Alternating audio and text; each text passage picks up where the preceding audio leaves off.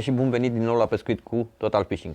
Sunt Radu Dăscălescu și vă invit alături de mine și de invitatul meu pentru 90 de minute, pentru că dacă este marți sau joi, după cum bine știți deja, avem un nou episod pregătit pentru dumneavoastră.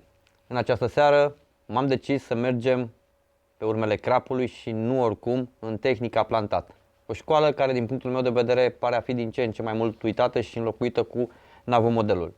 În acest sens l-am rugat ca alături de mine să fie prezent pe Ciprian Cipică N, fondatorul brandului CPK și unul dintre pasnicii tehnici de pescuit plantat din zilele noastre. Ciprian fiind unul din pasionații pescuitului la crap în această disciplină. Cipriane, salutare și bun venit pentru a doua oară la noi în emisiune. Salut Radu, vă salută toți cei care ne urmăriți. Mersi de invitație. Da, e un subiect care îmi place foarte tare și am fost foarte, foarte fericit atunci când m-ai sunat și mi-ai spus care e tema. Am venit și o să vin de fiecare dată cu mare plăcere, dar acum, pentru că o să vorbim despre pescuitul plantat, plutesc așa, sunt în largul meu. Ca de obicei, o să vă rog să ne ajutați cu distribuirile. Contează pentru că informația este cel mai important element din aceste 90 de minute și îmi doresc să ajungă la cât mai mulți pescari. Vești bune, afară a început să ningă, vești bune în sensul că se mai liniștesc lucrurile, poate și culturile cresc, poate și virusul dispare și cred că e un moment în care 90 de minute puteți să vă rupeți din timp, poate dacă nu ne urmăriți să ne ascultați. Ca de obicei, 3 premii pregătite, susținute de Ciprian, fiecare are o valoare de 100 de lei. Pregătiți 3 întrebări bune care să ducă discuția în niște zone interesante, iar la final Ciprian le va juriza, așa cum fac toți invitații, și dacă rămâneți alături de noi, până la finalul emisiunii, veți afla dacă sunteți unul dintre cei 3 câștigători ai premiilor oferite de CPK în această seară. Cipriane, după cum ai văzut și tu pe cartonul de emisiune, am scris acolo frumos Catch Report și am pus 2 cifre una lângă alta, 2 cifre de invidiat. Prima e 3, da. Da, prima e 3. E un crap prins de curând, e un crap prins în decembrie, undeva la începutul lui decembrie. Este cel mai mare crap prins de mine și paradoxal este un crap pe care l-am prins pescuind lansat. Am pescuit în toată Europa pe unele dintre cele mai celebre, prolifice lacuri, urmărind un pește care se înceapă cu 3, pescuind plantat, și l-am prins acasă, în România, pescuind lansat.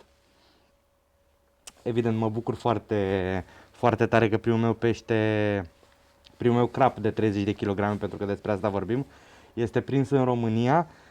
Mă bucur pentru că există pești de 30 de kg în România. Există pești de 30 de kg pe mai multe lacuri în România, ceea ce mă face să fiu foarte încrezător în ceea ce înseamnă pescuitul și vânătoarea de capturi în perioada următoare. Până acum câțiva ani, un pește de 30 de kg era un vis pentru pescuitul local în România. Vorbesc de pești reali, prinși, cântăriți, nu povești, că la povești noi suntem foarte... Avem un folclor foarte bine pus. Da.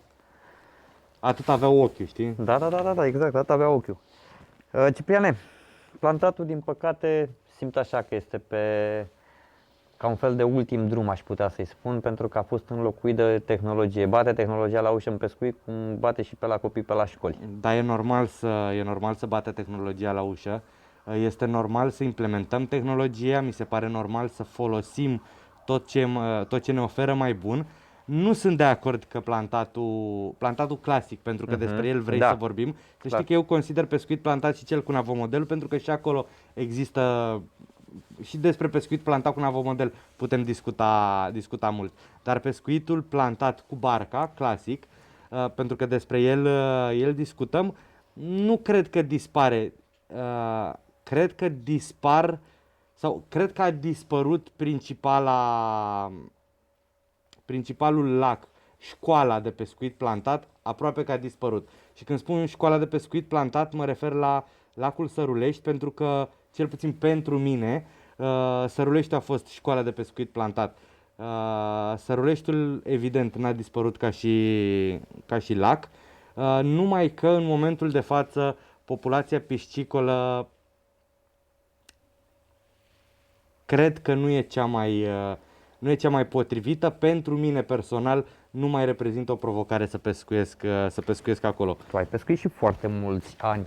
Am pescuit Săruleștiul foarte și- mulți ani, am avut norocul să pescuiesc în anii de glorie de după mortalitate, pentru că Da. înainte de mortalitate eram cam puști ca să pot pescui acolo. Am avut norocul să prind niște pești fantastici. Peștele care mă oferă cea mai mare satisfacție este prins la Sărulești, este un comun de 26 de kilograme și 100 de grame, pe care l-am prins cred că în 2011 sau 12. Pescuind pe un loc foarte, foarte greu, unul din locurile mele preferate de pe Sărulești, este vorba de Buduroi. De ce e locul meu preferat? Pentru că e un loc plin de structuri. Și când spun structuri, mă refer la diferențe de nivel, praguri, copaci, garduri de sârmă, betoane care taie fire și așa mai departe. Pentru mine Săruleștiul a fost o școală de pescuit plantat pentru că trebuia să pescuiești foarte tehnic, ceea ce în momentul ăsta nu se mai întâmplă pe prea multe lacuri pe la noi. Există evident alternative în afară, dar dacă vorbim de pescuitul în România, că suntem acasă, mi se pare că nu prea avem variante de pescuit foarte tehnic. Tâncăbeștiul cum îl vezi? Pe de o parte. Pe de altă parte, nu avem nici foarte multe variante unde pescuitul plantat să se justifice realmente. Tâncăbeștiul este a doua mea casă. Nevasta nu știu dacă ar fi de acord cu mine, ar spune că e prima, dar asta e o discuție în familia noastră. Pescuiesc, cred că asta este al 17-lea sezon de când pescuiesc la Tâncăbești. Am pescuit acolo pe vremea când se pescuia lansat și de câțiva ani pescuiesc exclusiv plantat. Nu este atât de tehnic. Există anumite avantaje pe care plantatul ți le oferă pescuind la Tâncăbești. Există ceva structuri pe care nu prea poți să le fructifici altfel. Pescuitul la plaur, în actuala configurație a lacului Tâncăbești, e aproape imposibil fără să plantezi.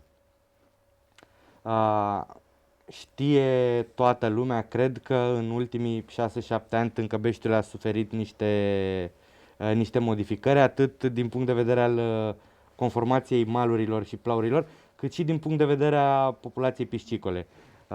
Acum 7-8 ani, cred, la un moment dat, au fost niște inundații foarte mari, o parte din pești, dar din cauza nivelului foarte ridicat, Da. au plecat. Și atunci s-a cam terminat era concursurilor la Tâncăbești. Foarte mulți au fost dezamăgiți de treaba asta, dar există câteva chestii foarte, foarte interesante care s-au întâmplat de atunci. Și anume, este clar pentru toată lumea și nu trebuie să ne ascundem, în Tâncăbești sunt mai puțini pești decât acum 8 ani. Ok. Culmea, au crescut mult mai repede. Avem, din ce știu eu, 6 sau 7 pești săriți de 25 de kilograme, pești diferiți. Avem un pește sărit de 30 de kilograme. Chestia asta nu s-a întâmplat în mulți ani. E vorba de echilibru. Cu siguranță e vorba de echilibru. Și acum, pescuind plantat, peștii ăștia acum ne sunt mai accesibili. De ce? Pentru că putem pescui la plaur, pentru că putem pescui zonele care altfel ne-ar fi oarecum inaccesibile. Pescuind cu barca ai multe avantaje. Primul este că poți să te duci oriunde, poți să fii sigur că montura ta nu e încălcită, e pusă cum trebuie, poți să fii sigur că montura ta este acolo unde ai pus nada. Dacă pescuim lansat, sigur, facem un pat de nadă cu cobra, cu spombul și montura noastră cade pe acolo, pe undeva. Asta e exprimarea, fix asta e, pe acolo. Pe acolo, Exact, nu avem de unde exact. să știm unde e. Ei bine, când mergi cu barca știi exact unde e. Da? Poți să nădești direct pe montură, poți să nădești pe lângă montură în funcție de ce-ți dorești și și de situație. Și de cantitate de nadă trebuie menționat, Și că de o gestionezi altfel. Cantitatea de nadă pe care vrei să o Exact. folosești, pentru că de gestionat se gestionează foarte simplu. Cu scafa sau cu mâna, tu decizi cât dai. Poate că și faptul că în ultimul timp la Tâncăbești se pescuiește, aș putea spune aproape exclusiv plantat, Un lucru bun. poate și ăsta este unul din motivele pentru care peștii au crescut, pentru că, vă spun foarte sincer, pescuind plantat cu barca, nădești mult mai mult decât ai nădit cu cobra sau cu spombu. Interesul fiind, în principal, nădirea masivă pentru a atrage crapii pe vad și a-ți asigura prezența lor sau nu? Asta dacă vorbim de o partidă oarecum lungă, Radu, pentru că dacă pescuim de vineri până duminică, nu cred că vrea nimeni să facă un pat extins, să nădească masiv, că nu avem timp pentru Dumnezeu. Dar fie că vrei sau nu, pui o scafă de nadă pe montură. Zici, cât ai pus? O scafă. O scafă egal plus 500 de grame. Ceea ce nu faci în mod normal. Ei, Corect. faptul că la fiecare montură pui câte 500 de grame, 500 de grame, 500 de grame, asta înseamnă că într-o partidă pui niscaiva kilograme de nadă în apă. Ghișe, nada e mâncată de pești. Ăsta este unul din motivele pentru care peștii la Tâncăbești au crescut. Și Tâncăbești este exemplu pentru că am început discuția despre Tâncăbești. Dar există și alte lacuri unde se pescuiește plantat, unde algoritmul e cam același. Un exemplu foarte bun, poate mai bun decât Tâncăbești, este Varlam. Corect. Nu știu în ce an s-a deschis pescuitul public pentru Varlam, dar cred că cei mai mari pești aveau undeva peste 20 de kilograme. Da. Sper să nu greșesc prea tare. Câțiva ani mai târziu, 7-8, nu știu, cred că avem 2 pești diferiți peste 30 de kilograme. E fantastic. Evident, există un cumul de factori. Sunt îndeplinite mai multe condiții. Dar se pescuiește plantat și acolo și se dă oarecum mai multă nadă. Da? Deci ca să concluzionăm, plantând folosești ceva mai multă nadă decât ai folosi în mod normal, dar eu nu văd un lucru rău neapărat în treaba asta. Pentru că nada pe care o folosești este acolo unde îți dorești. Treabă pe care pescuind lansat nu poți să o faci. Bun. În plantat, în majoritatea pozelor care circulă pe social media, pe Facebook sau în filmele care prezintă tehnica în sine, știu exact ce poziția urmează să mă întreb. lansetelor este ce mă interesează acum. Da. Poziția lansetelor. Toată lumea- Pescarii merg cu ele orientate. Da, toată lumea se întreabă de sus. ce. Nu pentru că dă frumos la poză, în niciun caz. Nu pentru că ne place să bingăne senzorii atunci când bate vântul. Nu de asta ținem lansetele cu vârful în sus, ci pentru că mergând cu barca de la mal către locurile de pescuit, către balize, este mult mai ușor să evităm să luăm firul la motor, să părem... Da? Este o chestie strict practică. Asta este motivul pentru care la nivel european mă refer, acum, extrapolând puțin, toate lansetele sunt așa pentru că este mult mai ușor să vii spre mal, unde toate firele pornesc dintr-un metru sau cât e lățimea buzbarului, da? Toate cele 4 fire pleacă de acolo și este foarte practic să le ai sus ca să nu cumva să le agăți cu motorul, cu vâsla. E mult mai simplu. Asta e motivul practic. Cel mai practic. Există și situații când aproape de mal, și asta se întâmpla la Sărulești, am mai pățit-o și prin Franța pe la Madin. Există și situații când aproape de mal ai sau apă foarte mică sau niște structuri sau niște iarbă și dacă bate vântul nu vrei ca firele tale să se amestece cu iarba aia pe acolo, preferi să ții lansetele cu vârful în sus. Dar din punctul meu de vedere, primul și cel mai important motiv este cel legat de evitarea încurcării cu firele și motorul, pentru că în momentul în care ai luat un fir la motor, cum spunem noi, situația e complicată. Pentru că, unul la mână, nu mai ai motor, trebuie să-l desfaci, să-l cureți, ai lăsat 100, 200, 300 de metri de fir în apă, nu contează cât, ceea ce este tragic. De evitat, nu e tragic. nu moare nimeni, dar e de evitat. Și trebuie să replantezi lanseta, trebuie să pui fir pe mulinetă dacă mai ai, adică eviți multe neplăceri. În sesiunea de pescuit, practic, se simte vreun minus în această poziționare a lansetelor în raport cu trăsăturile și poziția monturii pe substrat?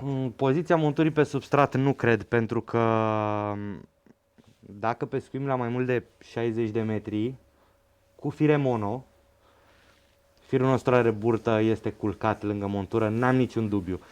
Evident, nu m-am scufundat în vreun lac cu apă limpede să văd, dar n-am niciun dubiu. Evident că trăsăturile, dacă nu sunt violente,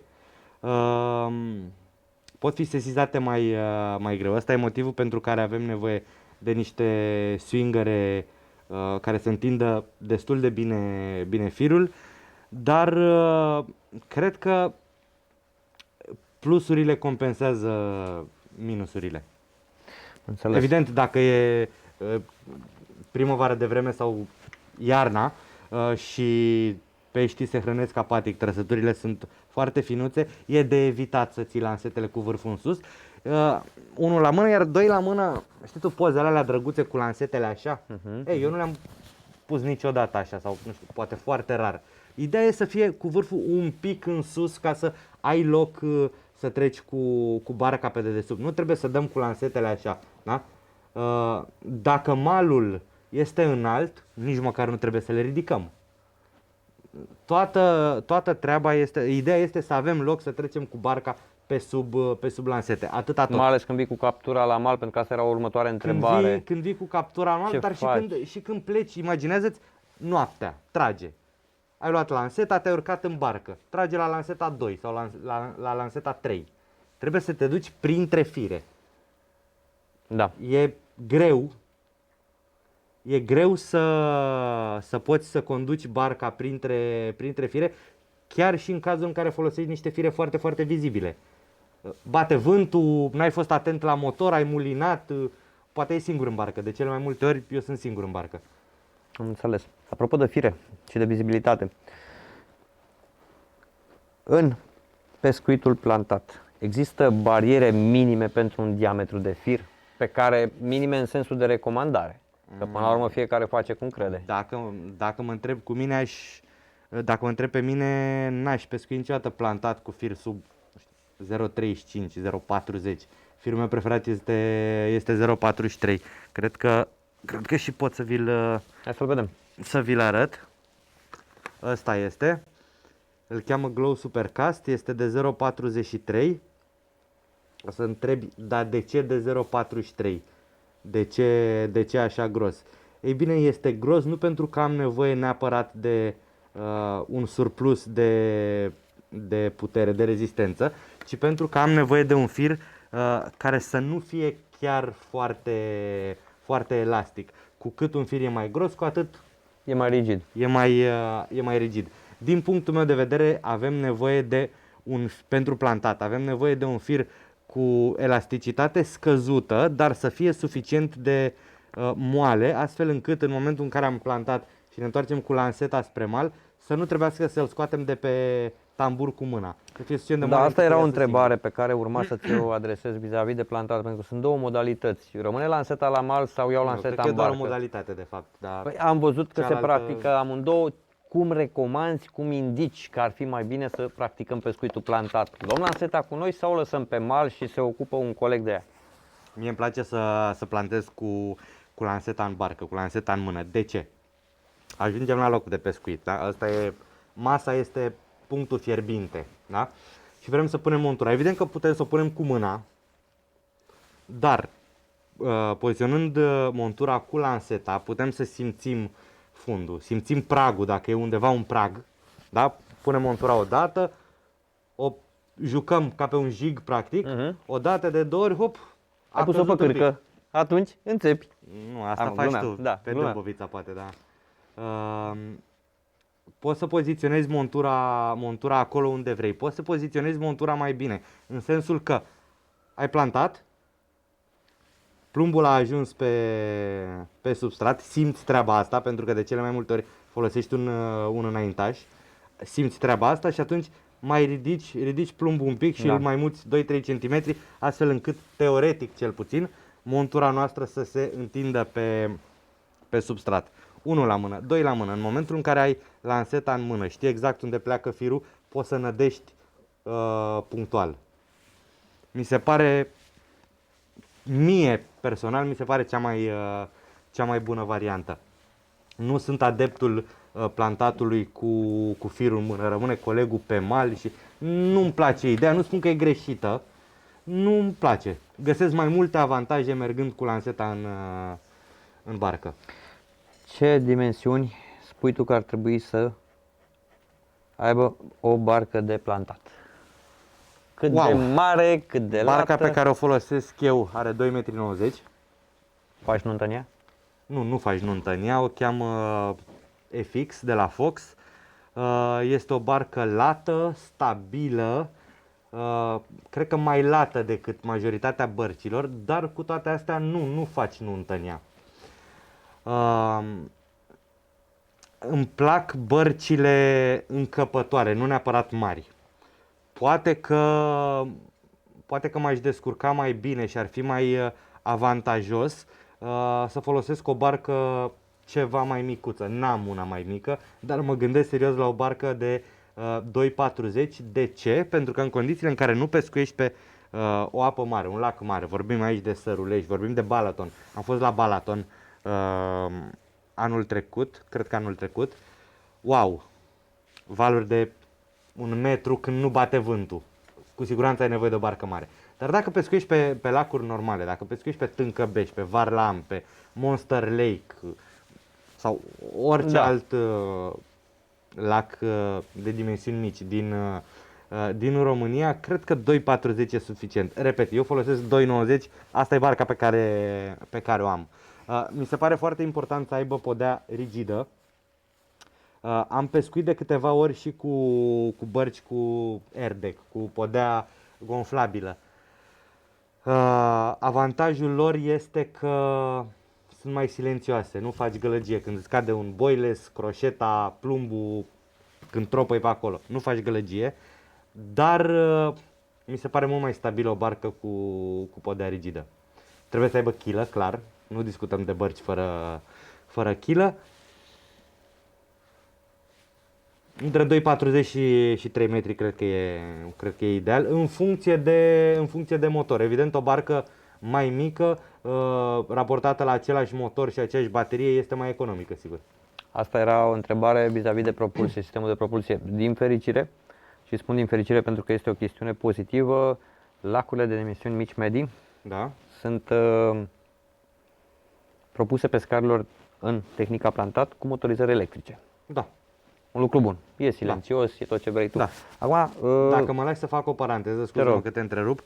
Acum vreo 12 ani, nu știu, pescuind la Sărulești cu o barcă cu motor de 5 cai, motor pe benzină, de 5 termic. cai, da. Plantam, mă întorceam, nădeam, plecam spre mal și aveam trăsătură până să ajung la mal, pe apă de 2 metri, cu motor de 5 cai. Nu sunt convins că întotdeauna îi sperie gălăgia. De cele mai multe ori se întâmplă treaba asta, dar există și excepții. motorizările electrice funcționează foarte simplu. Cât Da, ai baterie și pe foarte românește. eficient. Și foarte, da, cât ai baterie. Băi, nu, este greșit, nu cât ai baterie.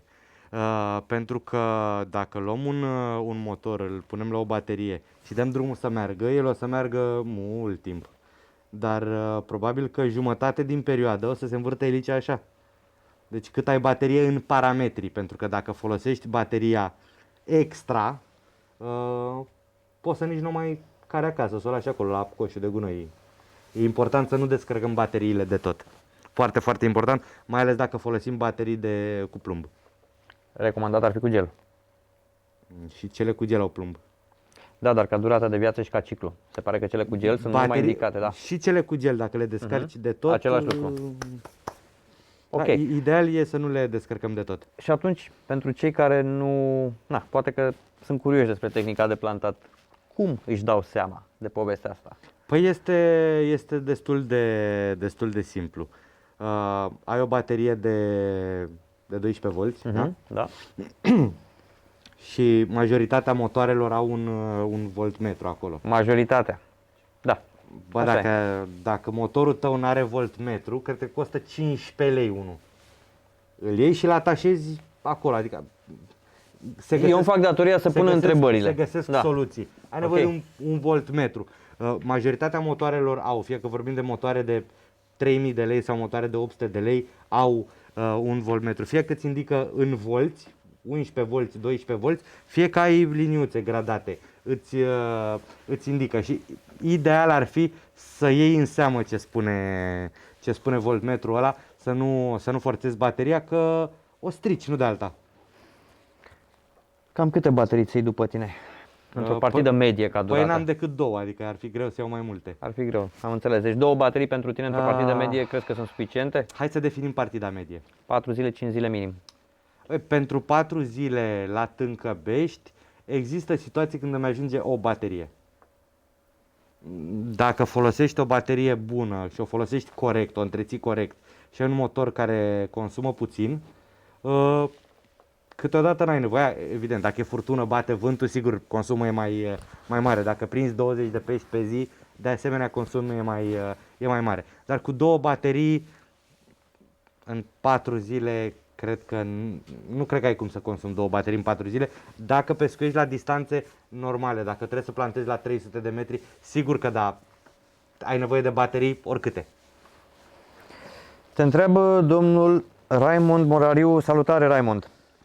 Care sunt cele mai importante lucruri de care ar trebui să ținem cont la un pescuit plantat, încât să ne asigure o partidă reușită?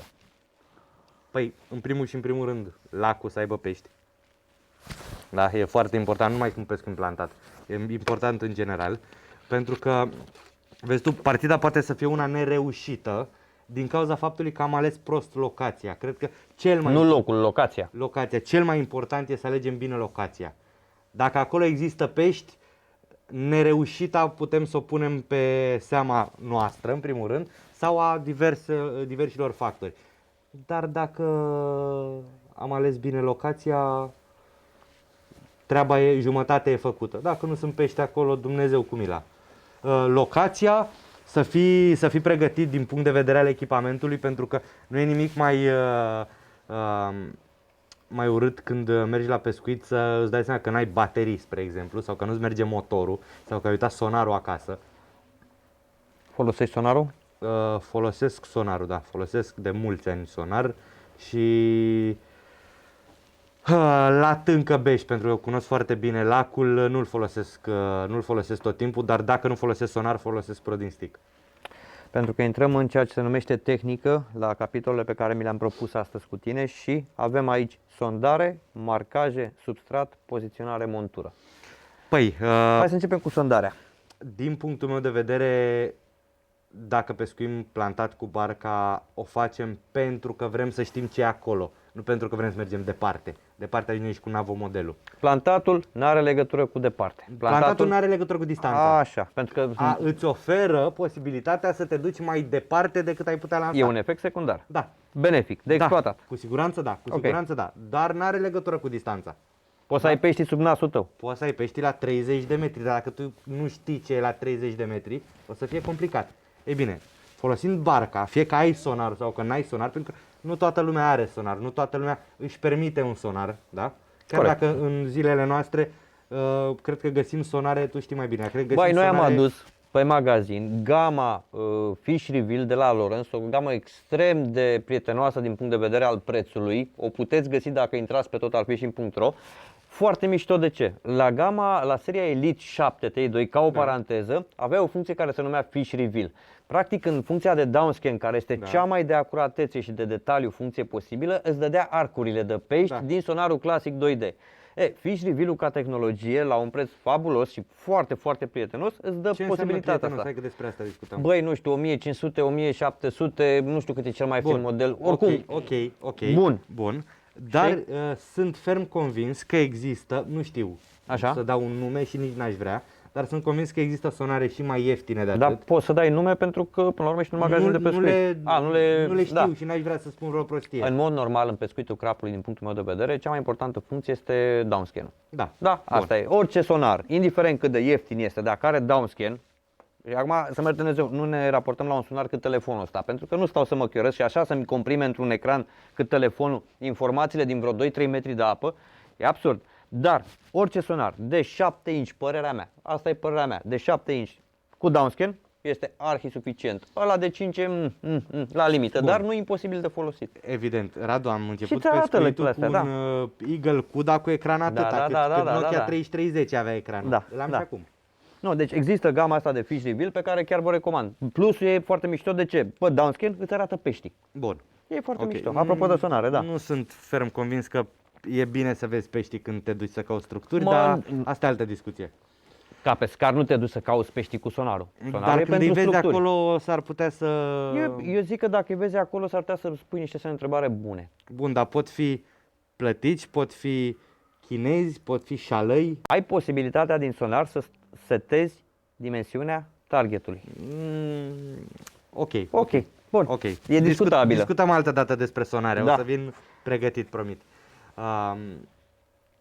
Fie că folosești sonar sau prodding stick, prodding Da. stick-ul este o prăjină, da? Că este ceva ready-made de la o firmă consacrată sau că vorbim de 3-4 tronsoane dintr-o undiță telescopică, efectul este aproape același. Pipăi fundul. Ce? Îți dai seama de substrat, e nisipos, e mâlos, Cât de mare e mâlul. cât de mare e mâlul, există mâl sau nu, există iarbă, scoici, etc., unul la mână. Poți să-ți dai seama dacă există ceva structuri, dacă există ștepi, dacă există bușteni, dacă există vreun prag. Da? Da, cu gela în jos, pe lângă tine, da. După ce ți-ai dat seama în mare de toate chestiile astea, important este să pui un marker, o plută H. Pluta H este, cred că după barcă și motor, următorul accesoriu care nu trebuie să lipsească, pentru că dacă n-ai pluta H, ești degeaba, că nu poți să aproximezi. Unde? Cam pe aici eram, nu merge. Deci ai nevoie de o plută H. Eu am, cred că în geantă când merg la pescuit, cred că 10 plute H. O să te întreb puțin, am o întrebare, chiar sunt curios. Cum gestionezi ranurile peștelui pe lângă pluta aia H? S-a luat-o vreodată de acolo? De cele mai multe ori, dar n-am ajuns acolo. Ok. Pentru că pluta H este un marker intermediar. Nu prea folosesc plute H ca și marker permanent. Dar pentru momentul în care mi-aleg locurile, am nevoie de ceva, să pun un pin acolo, da? Că așa facem și la spinning. Mergem cu barca, până ne-am uitat pe sonar, am dat drumul la H. Dai drumul aici și venim după aia. Pui H-ul, Da. te învârți pe lângă el cu sonarul, cu prodding stick-ul, în funcție de preferințe și ți-ai dat seama, domne, aici e locul bun. Și pun o baliză. Baliza e... Pui o baliză. Ok. Evident că poți să lași H-ul acolo și să nu pui baliză. Dacă poți, se poate, Radu, pe bune, se da, poate. ok. Bun, bă, ți-l poate lua peștele. Așa. De cele mai multe ori îl ia peștele, nu ți-l poate lua, de cele mai multe ori îl ia. Dar dacă nu ai balize, dacă nu vrei să le folosești, poți pescui fără probleme, pescuiești cu o sticlă, cu fir și plumb, da? Cunoaștem. Bun, deci pui o baliză. Da. Ai pus baliza, ai nădit și te duci mai departe, cauți următorul loc. Mie îmi place să nădesc imediat după ce am marcat locul, nu nădesc mult. Trebuie să fie niște nadă pe acolo, pentru că probabil între primul loc găsit și al patrulea loc găsit, câteodată pot să fie și 3, 4, 5 ore. Și atunci nada poate își face efectul, poate trece vreun crap pe acolo și zice, uite, am găsit niște XXL, ce bun e. Ai marcat zona, Da. ai nădit-o, am Da. înțeles că aloci undeva între minim o oră și undeva la... Uite, la Balaton, Da.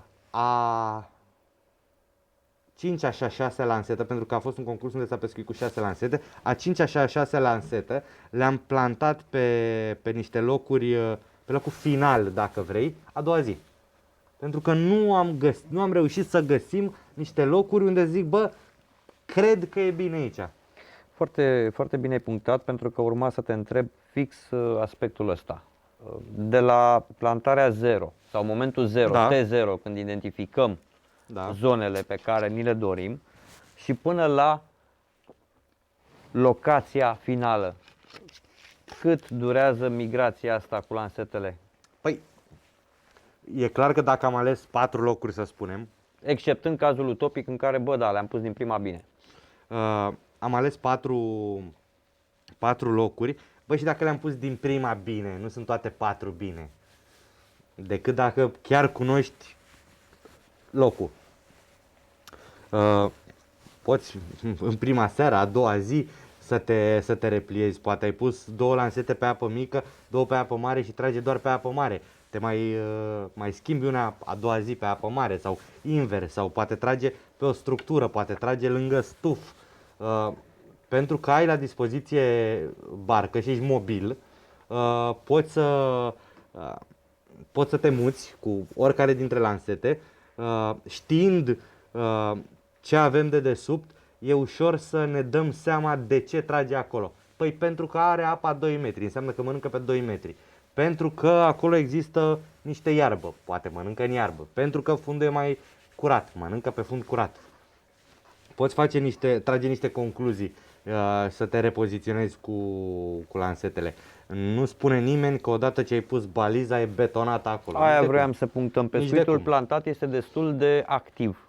Nu trebuie confundat cu un pescuit, bă, le-am dus și acolo le duc și gata, stop. Eu nu știu decât să mă urc în bărcuță, să-i dau de mâncare, să mă întorc înapoi și să o pun la loc. Nici de cum, nici de cum. Dar trebuie Asta este avantajul pe care ți-l oferă barca. Știi ce e acolo și poți să cauți chestii similare. Bun. Tipul lansetei în această disciplină. Că Am până la urmă e o disciplină.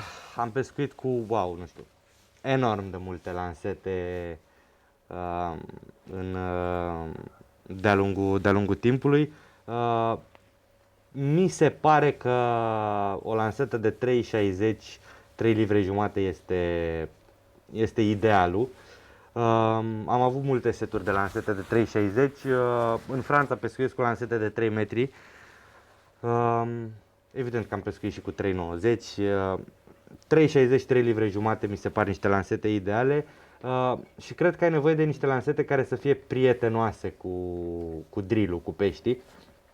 Eu folosesc Horizon X4 și sunt aproape de ideal. Sunt niște lansete destul de prietenoase, cu rezervă de putere, pentru că ai nevoie de rezervă de putere dacă faci un drill, nu neapărat cu un pește mare, dar cu un pește rău lângă o structură. Dacă ai acolo crengile unui copac, nu vrei ca peștele ăla care are 7 kg sau 18 kg, nu vrei să intre în crăcile alea. Și atunci ai nevoie de rezervă de putere ca să poți să-l controlezi să nu intre acolo. Totodată nu vrei un par, nu vrei un spod, pentru simplu motiv că drill-ul se face de cele mai multe ori în scurt și nu vrei să scoți fishbone. Vrei peștele cu totul. Profilul lansetei. Despre asta este vorba. 3,60, 3 livre jumate. 3,60, 3 livre și jumate. Moderată. Moderată, mi-ar plăcea fantastic de tare parabolică, dar nu știu dacă mai face cineva lansete parabolice în momentul ăsta, pentru că toată lumea este croită pe lansete care să dea 326 de metri. Dar o lansetă parabolică mi-ar face o deosebită plăcere. În pescuitul plantat, cred că se regăsește și mai bine profilul acestei lansete, dat fiind faptul că ai barca la îndemână, printre altele. Da. Ai avut cazuri în care a trebuit să te contrezi cu ei? Sigur că da, dar se întâmplă pescuind lângă structuri de cele mai multe ori, mai tot timpul trebuie să fii un pic agresiv la început până peștele iese din zona periculoasă. Cum gestionezi un pește care intră în zona periculoasă, Cipică? Păi există multe variante, există câteva tehnici de a scoate peștii din agățătură, destul de complicat de povestit aici într-un studio. Nu-mi place să las peștii în agățătură, nu-mi place să las în primul rând fire în agățătură, pentru că peștii nu rămân foarte mult timp acolo. Ideal e să n-ajungă acolo. Pentru asta folosim fire cu elongație mică, folosim înaintaș, cum e ăsta de aici. Ăsta este un înaintaș de fluorocarbon, un înaintaș de 0,60. Mulți o zic că wow, 0,60, dar ce dăm la rechin? Nu, dăm la crap. De ce 0,60? Pentru că fiind un fir gros, este mai greu să intre în, nu știu, să intre în stuf și să rămână acolo. Este mai greu să intre în coaja unui copac. Da.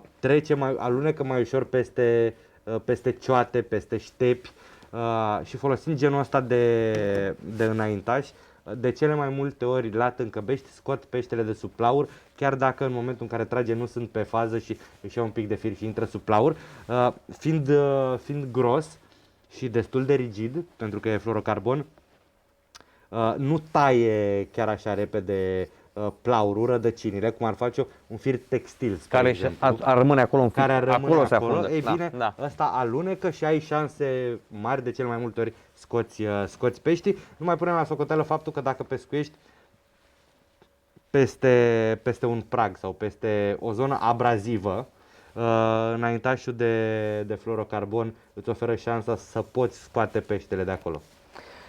O să te rog să începem așa ușor să pregătim o monturică de plantat. Dar înainte de a ne apuca de ea, să încercăm să punem pe masă în discuție următorul aspect.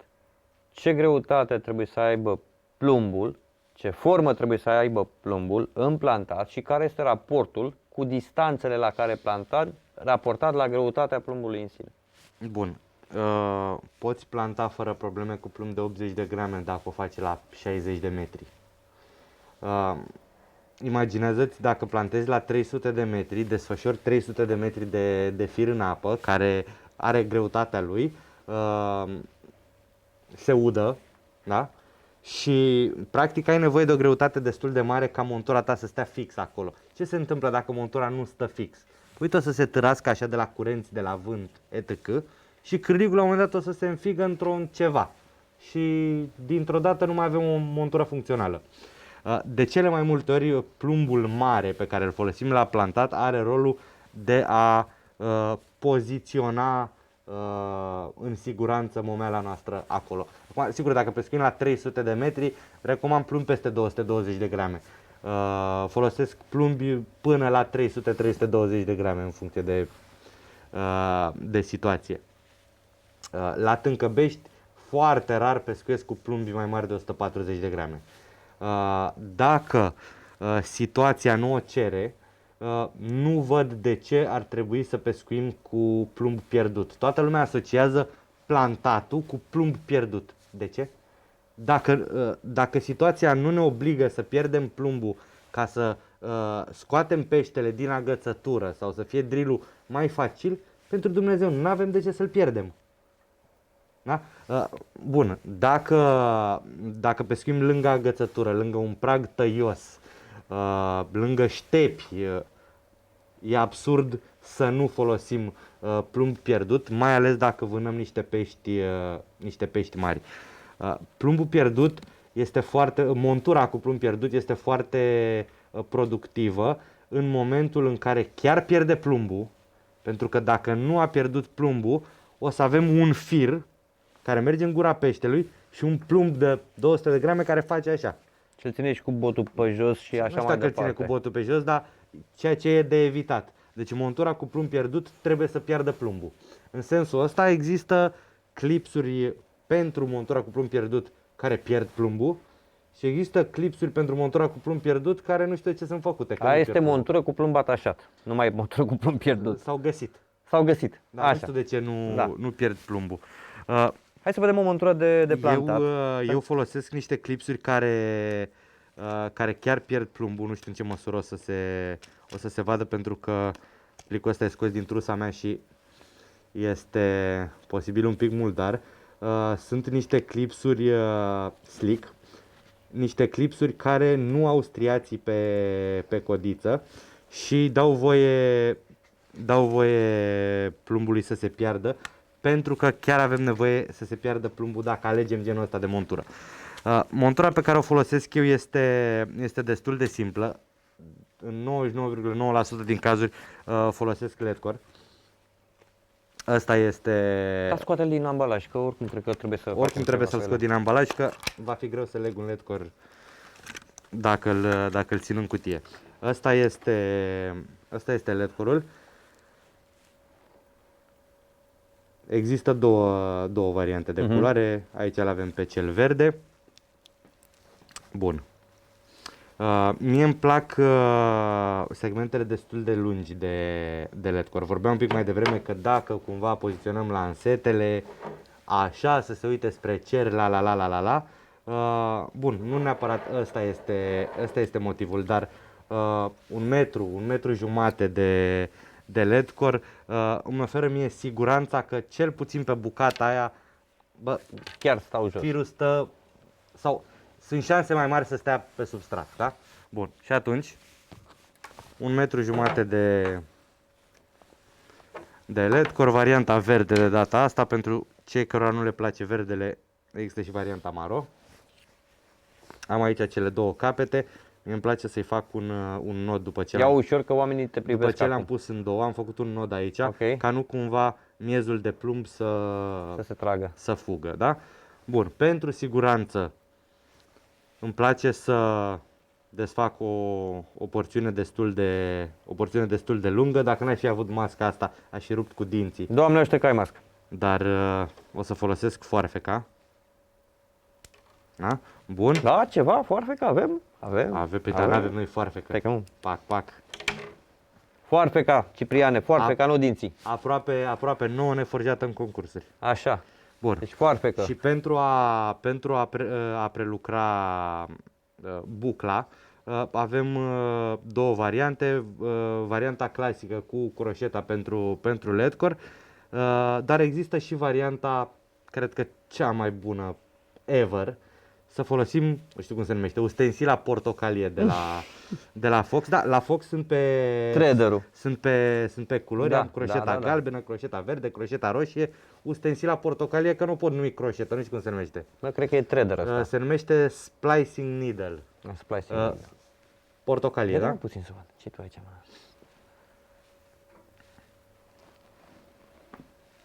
Bun. Și o folosesc exact ca pe o croșetă de LED-core.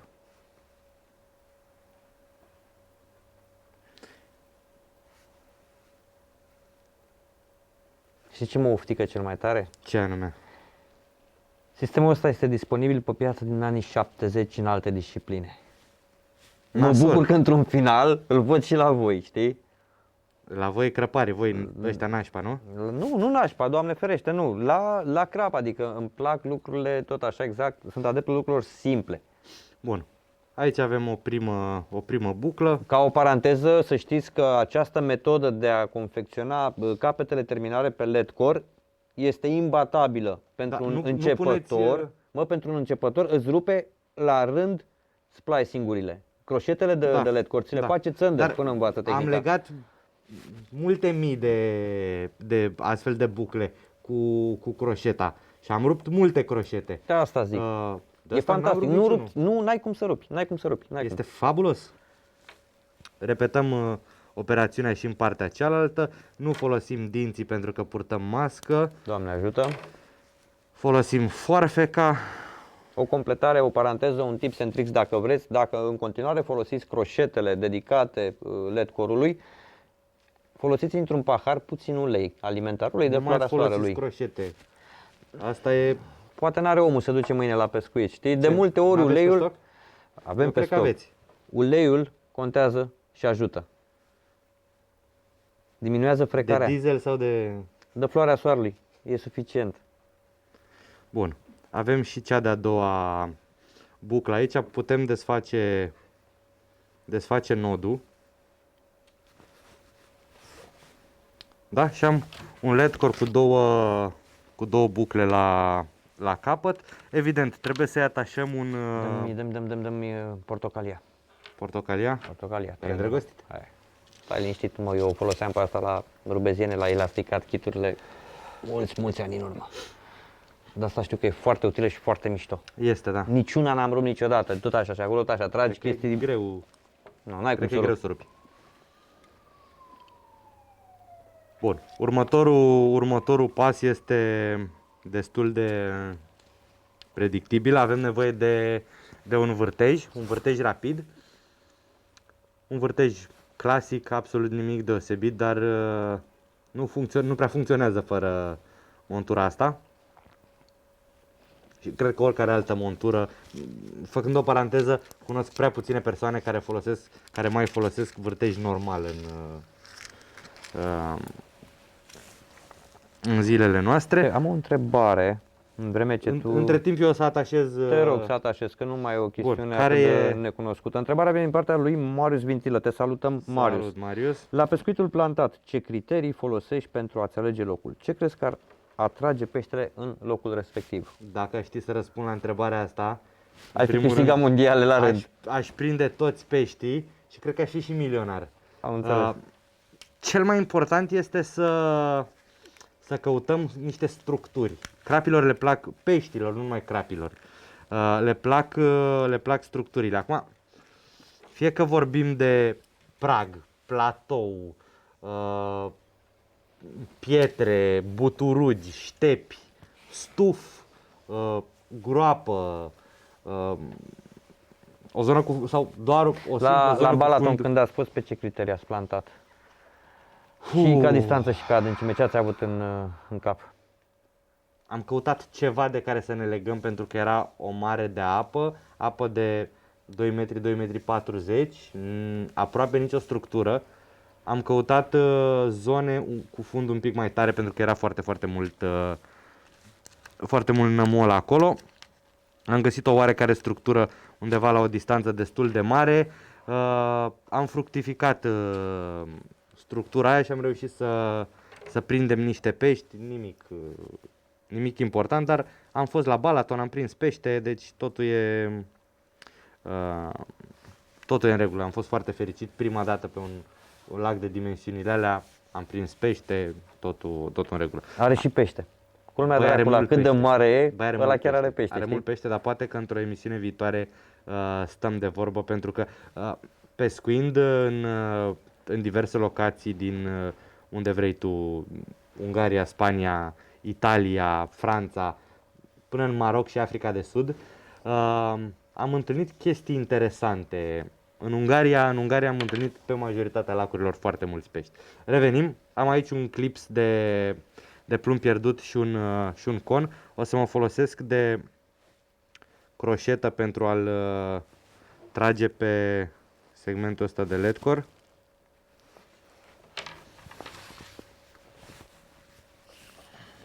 Foarte important, montura cu clips de plumb pierdut nu funcționează dacă vârtejul nu intră în clips și dacă clipsul nu are pinul care blochează vârtejul. Pune aici câțiva pe masă. Nu știu în ce măsură se vede, Hai, dar stai știu că liniștit că voi se vede. aveți Se vede. o cameră care știe mult zoom Știe zoom. și ar trebui să se vadă. Colegul nostru din spatele camerei îmi face semn să mai stau în poziția asta, el nu știe că sunt... El face semne, dar eu o să pun aici lângă trader și câțiva astfel de pini.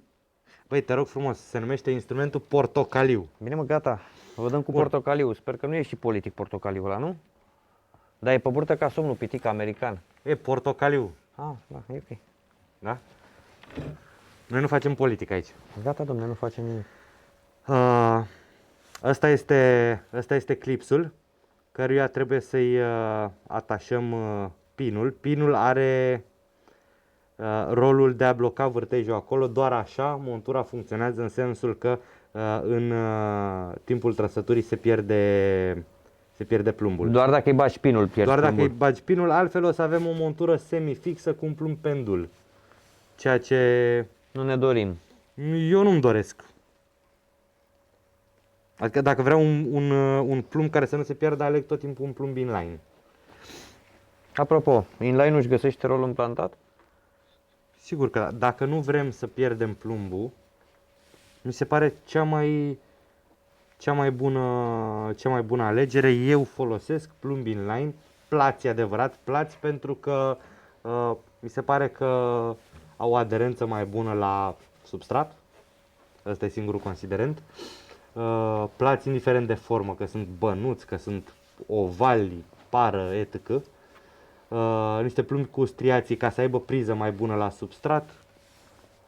Nu văd de ce. Eu folosesc și cred că e indicat, dacă nu vrem să pierdem plumbul, decât să folosim o montură de genul ăsta, căreia să-i legăm clipsul cu ață sau am văzut tot felul de variante.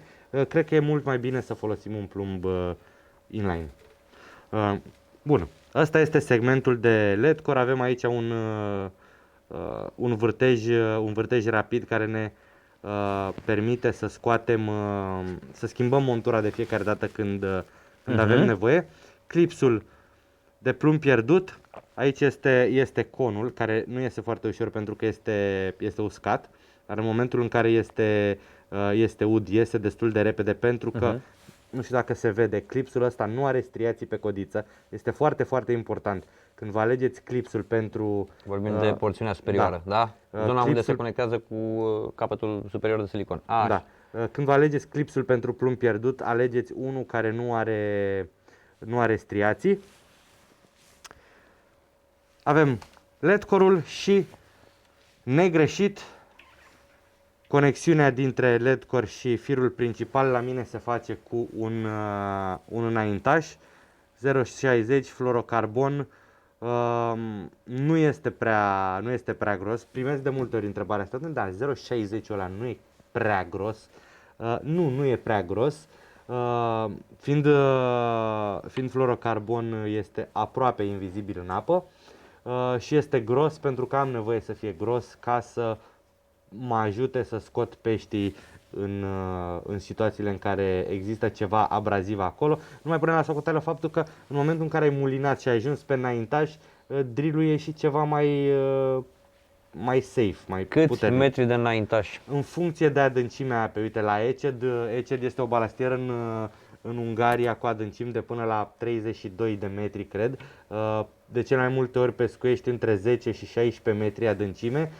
Și atunci am nevoie ca drill-ul, chiar dacă pescuiesc la 16 metri adâncime, am nevoie ca drill-ul să fie pe înaintaș. Și asta înseamnă că am nevoie de 16 metri odată și ceva fir ca să am și pe mulinetă. 20 și ceva de metri. La Tâncăbești n-am nevoie de mai mult de 8-10 metri de înaintaș. E foarte important aspectul ăsta, Ciprian. Dacă pescuiești pe o balastieră adâncă, da? Are 15 metri adâncime și tu ai doar 10 metri de înaintaș, îl ai, nu degeaba, dar aproape degeaba. Este important să ai suficient înaintaș. Dacă mulineta îți permite, cred că poți să te gândești tu cam cât de mulți ar trebui să mai pui vreo 5 metri.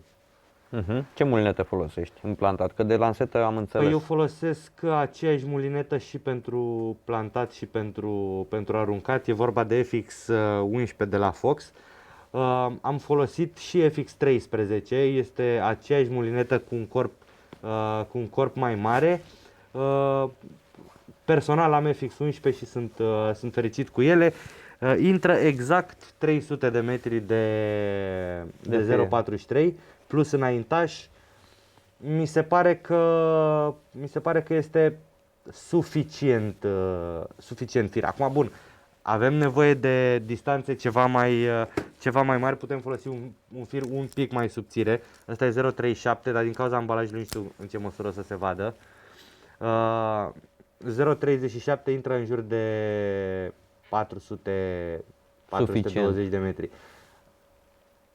Suntem tentați de multe ori să zicem, păi aș pescui la 500 de metri. Ok, dar ai suficiente resurse să pescuiești la 400 de metri? Pentru că dacă și trage peștele, ai o problemă. Plantezi de 5 ori acolo, ai prins 5 pești și s-au terminat bateriile sau nu poți să mai vâzlești, că te dor mâinile, ai făcut febră musculară și peștii sunt acolo și trage. Cam ce faci? Pleci. Păi asta e o variantă, dar mulți dintre noi nu aleg varianta E cea mai asta. sănătoasă variantă, Da. să-ți dai seama când ți-ai atins limitele echipamentului. Pescuit plantat cu barca, te poți duce, am pescuit cel mai mult pe la vreo 900 de metri și am prins pește. Dar am avut tot ce-mi trebuie. Hai dar ce ați făcut? Ați băgat troliu în apă? Ce ați făcut? Ați făcut recoltare piscicolă pentru studiu universitar la 900 de metri? Oarecum. dar am avut resursele necesare. Dacă nu le ai, să nu uităm că pescuitul este o activitate recreativă, da? Hai să nu ne chinuim dacă nu trebuie să ne chinuim. Chiar sunt curios ce plumb e folosit în partida aia, la 900 De de metri. 300 de grame. Suficient, a? Nu am plumbi mai mari. Și este suficient pentru că la distanța aia o mare parte din fir stă culcat pe substrat. N-ai ce să, da. Nu cred că e nevoie de mai mult. Wow, distanță record. Distanță record, dar e o excepție, da? Acum să nu se înțeleagă că, dom'le, Cipică pescuiește la 900 de metri. Nu, nici nu știu dacă aș mai face-o. Nici nu știu dacă aș mai face-o. Repet, am prins pește, dar chiar nu e comod. Și drill-ul e dureros la un moment dat. Încearcă să mulinezi 900 de metri de fir pe o mulinetă. Da. Nu vrei să o faci a doua oară. Apropo de distanțe din astea și de pești capturați, Da. intrăm pe zona de cârlige. Radu, noi ne cunoaștem de foarte mult timp și cred că tu știi și cu siguranță și o parte din cei care ne urmăresc știu că o bună perioadă am fost adeptul cârligelor dimensiuni mari. Da. Am pescuit mulți ani exclusiv cu cârlige numărul 1 sau 2, chiar și primăvara de vreme sau iarna. De vreo 4 ani pescuiesc mult cu cârlige numărul 6, iar anul trecut, exceptând 4-5 partide, unde situația a impus un pescuit de forță, pescuit în care am folosit niște cârlige foarte, foarte puternice și mari, Curvshank X de la Fox, niște cârlige extraordinar de puternice. Exceptând câteva partide de genul ăsta, am folosit cârlige micuțe și finuțe, pentru că pe termen mediu și scurt, cu siguranță o montură finuță este mai productivă decât una grosieră, da? Îmi plac foarte mult cârligele cu vârf excentric. În gama Super Camo la CPK există un cârlig cu vârf excentric, se numește Gripa și îl îndrăgesc foarte tare. Și pentru că îndrăgesc genul ăsta de cârlige, pentru că mi se pare că un vârf excentric te ajută și atunci când peștii se hrănesc mai precaut. Mai precaut, să zicem. Vârful ăsta cred că te ajută să agațe totuși peștele, chiar dacă atunci când peștii se hrănesc mai slab, poate agăța într-o pieliță, în marginea buzei. El agață când alte cârlige poate că nu o fac. Poate că nu o fac. Da? Asta este, hai să căutăm un număr mai mare. Și o să te rog să-l punem aici, undeva asta lângă e cârligul. portocalie. Asta este... Dă-mi voie să scot un cârlig din plic, te rog frumos. Te rog, ăsta este cârligul, acolo avem cred că numărul Aici avem 4. Crancurile, da? Da, numărul 4, crank este modelul. Și ceva de Gripa? Gripa nu cred că l-am pe aici, pentru că n-am venit chiar cu toată geanta, am venit Uite, o să-l punem aici. Am venit cu o cutiuță. Gripa este cârligul cu vârf excentric din gama Super Camo. Crank este cârligul cu vârf excentric din gama Force. Noua gamă de cârlige scoasă pe piață în septembrie anul trecut. Crank numărul 6 este un cârlig de-a dreptul finuț. La începutul discuției am pomenit de cârlige numărul 1 și 2. Da. Ei bine, ăsta este un cârlig de-a dreptul finuț, dar un cârlig cu care am prins niște pești foarte mari. Un cârlig rezistent, chiar dacă aparent n-ai spune treaba asta despre cârligul ăsta. Este un cârlig care de cele mai multe ori, dacă peștii se hrănesc bine, intră în buză aproape până la nod. Și este destul de greu să se îndoaie sau să iasă de acolo. Fiind un cârlig micuț, este ușor, permite Și o penetrare rapidă. O penetrare rapidă pentru că este ascuțit, este subțirel, ager am putea spune. Coada scurtă și un pic curbată permite să fie legat într-o multitudine de monturi. Eu o să vă arăt imediat o montură pe care am folosit-o în ultimele partide. Cred că ultimele 3 am folosit exclusiv montura asta și am prins niște pești foarte, foarte drăguți cu ea. Cârligul l-am definit, e un cârlig numărul 6, Da. finuț și ager. Mi-ar plăcea să găsesc pe masa asta pe care voi nu o vedeți. Am aici o comoară, știți? Un fir foarte, foarte suplu. Toată lumea, sau suntem tentați să asociem pescuitul plantat cu momeli mari, cu cârlige mari, cu fire groase. Câteodată situația o impune. Pescuitul plantat poate să fie o variantă a pescuitului nostru de zi cu zi. Da, mergem la pescuit unde? Pe Balta X, pe Balta Tâncăbești, ne urcăm în bărcuță, ducem monturile acolo, prindem peștii care sunt în baltă sau există cealaltă variantă de pescuit atunci când timpul ne permite, un pescuit, o vânătoare de pești mari, un pescuit de așteptare și de cele mai multe ori genul ăsta de pescuit îl facem cu barca.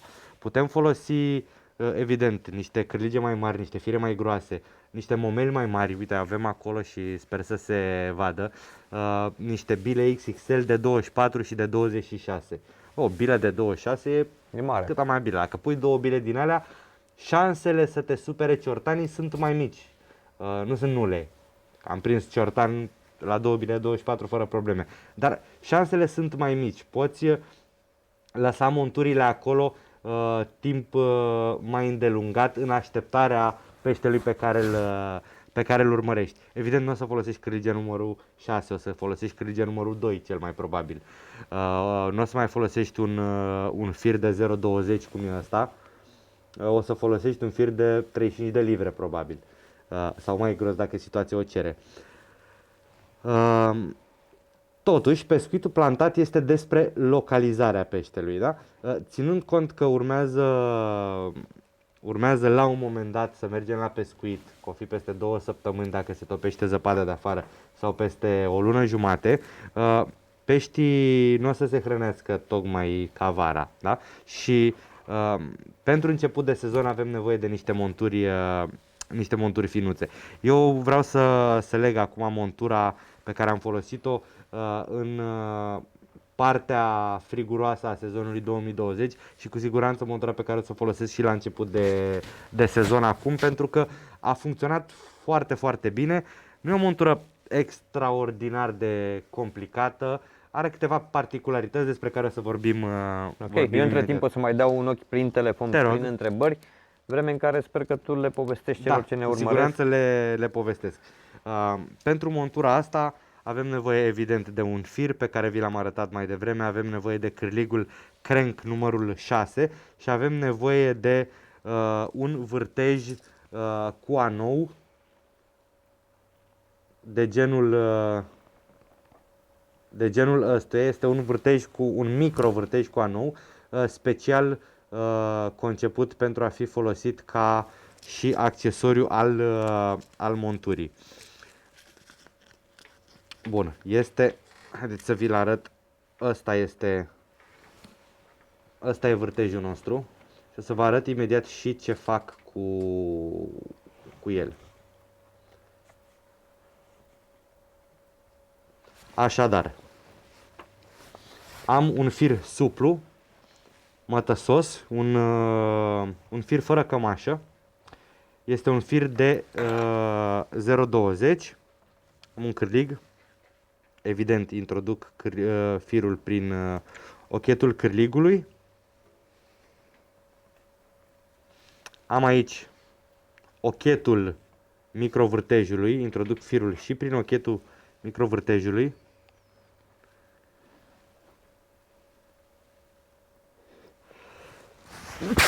Sănătate! Mulțumesc!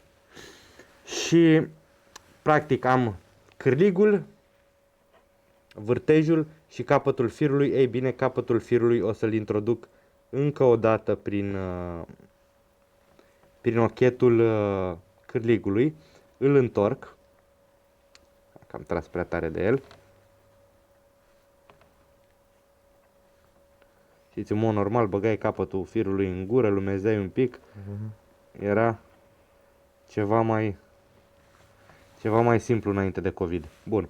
Formez aici practic o buclă, un fir de păr care se termină cu vârtejul ăsta al meu. Bucla o las suficient de lungă astfel încât să ajungă oarecum în drept cu spinul cârligului. Bun. Am firul în două aici, capătul îl pliez și pe el pe tija cârligului și fac nodul fără nod. O să folosesc... Băi, știți ce făceam noi în mod normal cu astea? Da, mă. Băgam Da, uite, o întrebare on topic, să spun așa, din partea lui Silviu Pavel, până pregătește acolo să... E greu, într-adevăr, cu mască, nimeni nu-și dorește mască, dar n-avem de ales. Silviu Pavel, lungimea optimă a monturii pentru o înțepare bună în pescuitul plantat. Nu cred că există o lungime optimă. Acum, dacă nu avem un motiv real pentru care să folosim o montură scurtă, eu aș folosi o montură de minim 20 de centimetri. Bun. Fac nodul fără nod, prinzând toate cele 3 fire, practic. Stai că am lăsat bucla prea lungă. Destul de complicat. Bun, fac nodul fără nod și pentru că nu o să folosesc un varniș de ghidaj, o să fac ceva mai multe spire, aproximativ până în dreptul vârfului cârligului. Te mai stresesc o întrebare, să știi? Te rog. Tot de la Marius Vintilă. Din multitudinea de reguli existente, cu siguranță că tu ai unul favorit. Dar care este regul care te-a surprins prin mecanica lui și pe care nu prea îl folosești decât în cazuri rare, dacă ai vrea să-l folosești mai des? Ronnie Rig m-a surprins prin mecanică, dar îl folosesc des. Ok. Ronnie Rig cu Snowman sau Ronnie Rig cu bilă scufundătoare este surprinzător de eficient. Atenție, când peștii se hrănesc, da? Pentru că avem două situații, când peștii se hrănesc bine, Da. da? Și când peștii se hrănesc apatic și trebuie să folosim tot felul de cârliguțe numărul 6 și momeli de mici dimensiuni. Bun, ești tentat să spui că atunci când peștii se hrănești merge orice montură. Sigur că da, dar eu am folosit Ronnie cu bile scufundătoare sau cu Snowman din întâmplare, pentru că mi-a fost lene, eram la o partidă de pescuit împreună cu soția, prindeam destul de mulți pești și cu Ronnie și am zis, bă, dar hai mă să încerc, ce se poate întâmpla, o să scap un pește. Ei bine, n-am scăpat peștele ăla și am mai prins foarte mulți pești ulterior cu Ronnie legat Ronnie folosit cu Snowman sau bilă scufundătoare, funcționează foarte bine.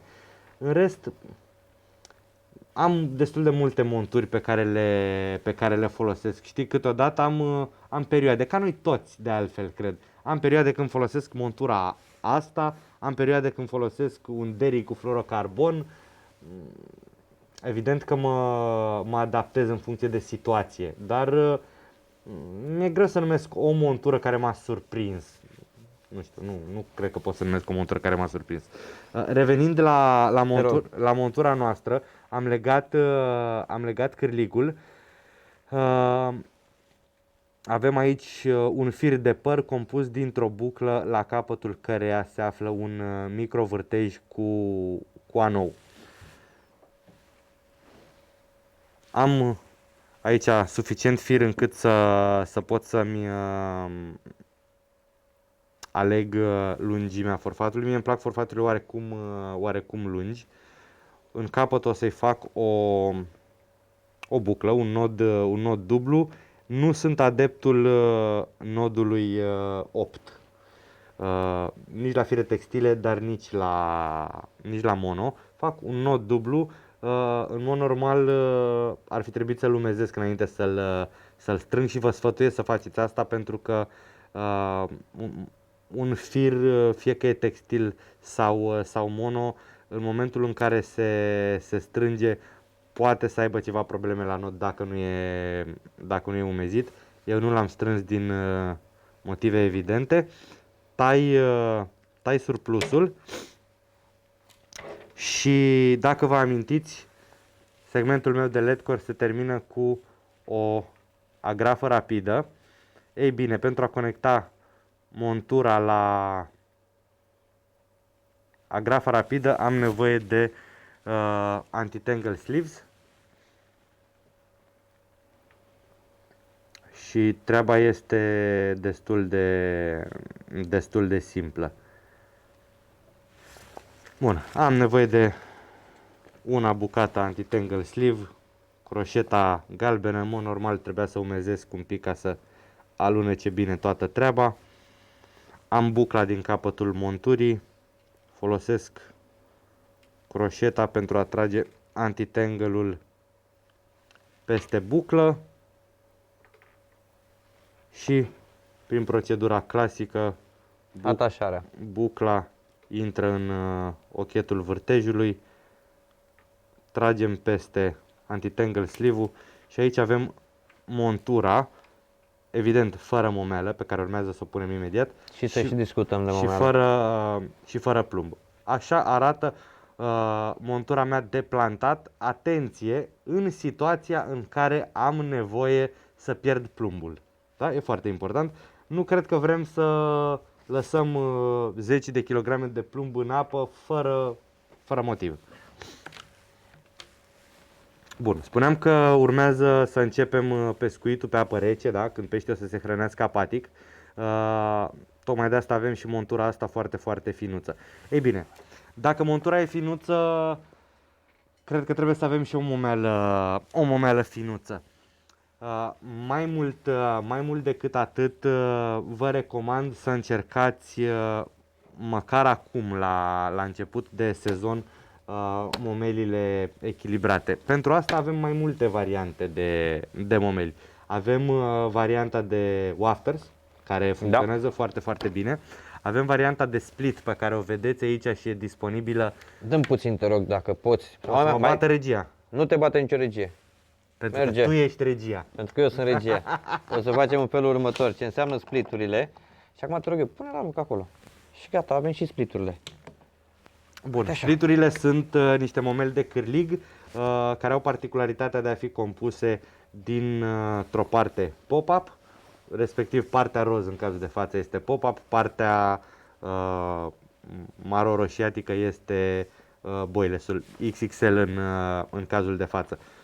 Și bila mea preferată, totodată din gama voastră, pe Bun. care am pescuit-o și de care sunt extrem de încântat și nu este reclamă, este pură observație. În urma unui concurs puternic pe Hermes Periș de o săptămână, am ajuns, am stat acolo 3 zile și în aceste 3 zile, deși s-a nădit fantastic la concursul de atunci, am pescuit doar XXL și am avut pești foarte frumoși. Pești de 2 cifre în zona de înspre 2 ca primă cifră. Deci o chestie foarte, foarte mișto, reușită, adică nu dădeam credit niciunei bile când am plecat acolo, am plecat cumva cu moralul mediu. Bă, vom vedea ce îi prinde, dacă îi prinde. Nu. Ghiși ce? Au mai fost și alții lângă mine. Pentru mine a funcționat atunci foarte bine XXL-ul, sunt fan XXL de la momentul de atunci. Radu, este foarte important să ai încredere în bila pe care o folosești, iar pentru clienții fideli este sigură treaba. XXL are aceeași rețetă de când a fost lansat, nu s-a schimbat absolut nimic. E o bilă care a funcționat și funcționează și odată ce ai prins încredere în ea, e doar o chestiune de timp până când o să prinzi. Cu siguranță e o bilă corectă și o spun sutele de pești prinși, nu de mine, de clienții CPK. Trebuie doar să o folosești corect, ca orice altceva, de la ceasul de la mâna ta, telefon sau pixul ăla, trebuie să-l folosești corect ca să scrie. Corect, Trebuie să o folosești corect și să ai încredere că niciunul din produsele CPK nu nu este mințit în adevăratul sens al cuvântului. Vrem să oferim clienților cel mai bun produs posibil, pentru că din asta trăim, din clienți fericiți. Da, e foarte important. Trecând mai departe, ai varianta aia split de momelă echilibrată sau îți poți face custom o momelă echilibrată. Cum faci asta? Păi prima momelă echilibrată folosită de noi este Snowman-ul. Clasic, da? Bun. Eu propun ceva mai high decât Snowman-ul. Mi-am dat seama acum, uitându-mă, că din păcate n-am un cutter. O să folosesc... Ești pescar, nu mă interesează, ai o foarfecă, vezi? Lasă dinții în pace. O să folosesc foarfeca. Nu ești Bear Grylls, nu te-a pus să muști cu dâmbile. Da, mă muști din bile, cum să le-aș mânca, nu le muști. Bun, am aici, a apărut un cutter, incredibil. Ia uite cutterul. Incredibil, și n-am nici bere. Hai să nu întindem gluma totuși, hai să ne liniștim. Hai să vă văd. Toate au o limită, știi? Spuneai ce o bere, nu. Am aici, ne permitem să glumim că suntem între prieteni. Am aici XXL de 14, 16, 20. Ai zis bingo? Bile tari de cârlig.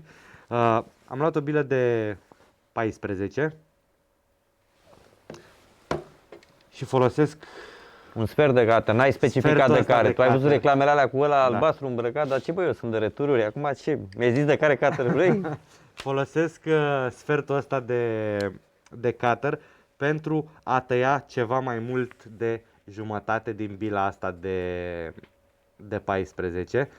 O să vă explic imediat de ce fac. Doamne, credeam că tai pe masă, că urma să-ți dau un mesaj repede, bă, stai ușor că plătesc masa, nu tăia pe masă, știi?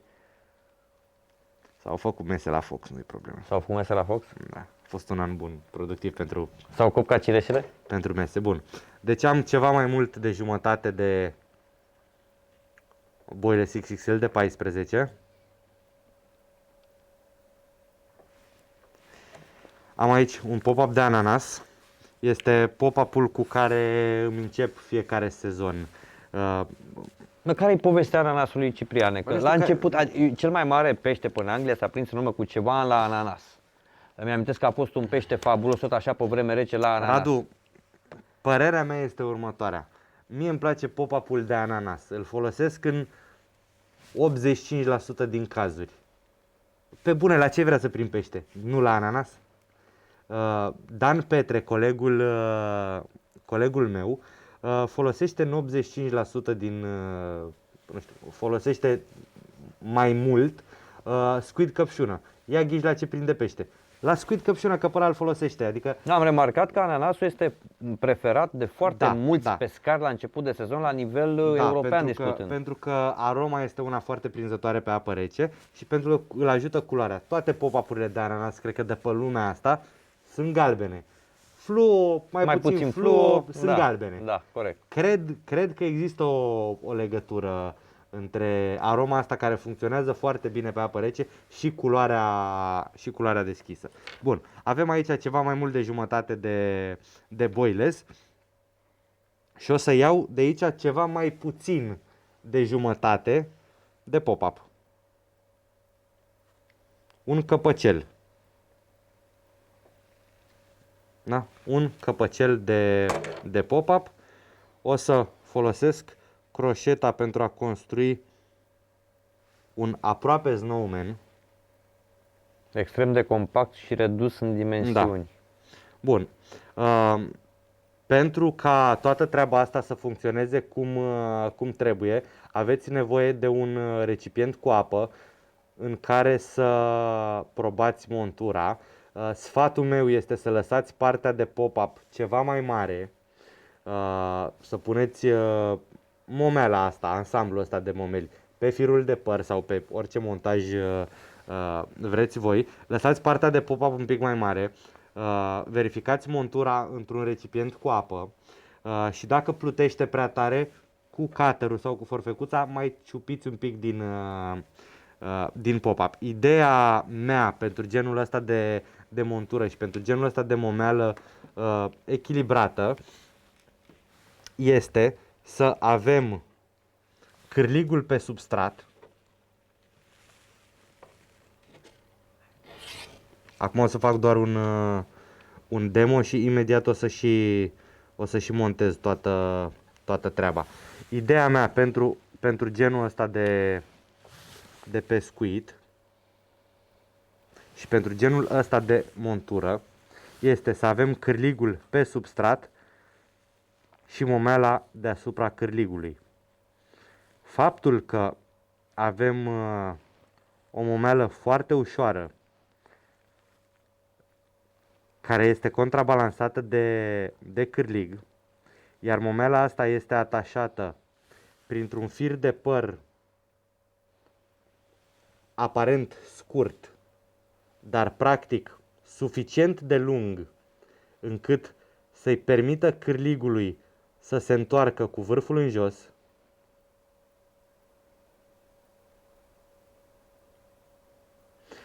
Anoul de aici oferă momelii un grad foarte mare de flexibilitate.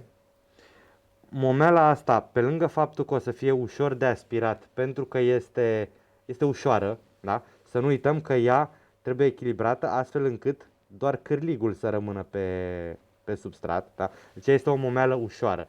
Este de mici dimensiuni, dar nu e putem obține același efect și cu un snowman, evident, dar e mai mare. Da? Deci este de mici dimensiuni, este critic echilibrată și are un grad mare de mobilitate. Ei bine, momeala asta o să fie ușor de aspirat de către crap, iar montura asta, Cârligul în sine ajută foarte mult. în sine, pentru care codița scurtă. E pătijă scurtă, da. Da.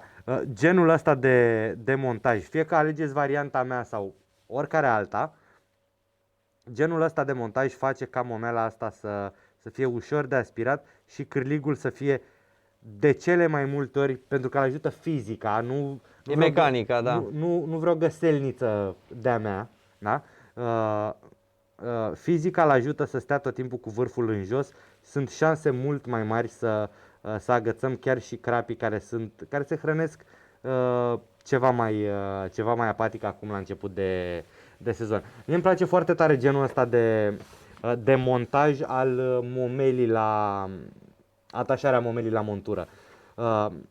Fie că o fac așa, fie că o fac cu cârlig de 6 sau cu cârlig de 2, fie că aici am momeala asta mică sau am două bile de 2,6 ca aici sau două splituri sau o momeală mare, indiferent de ce e vorba.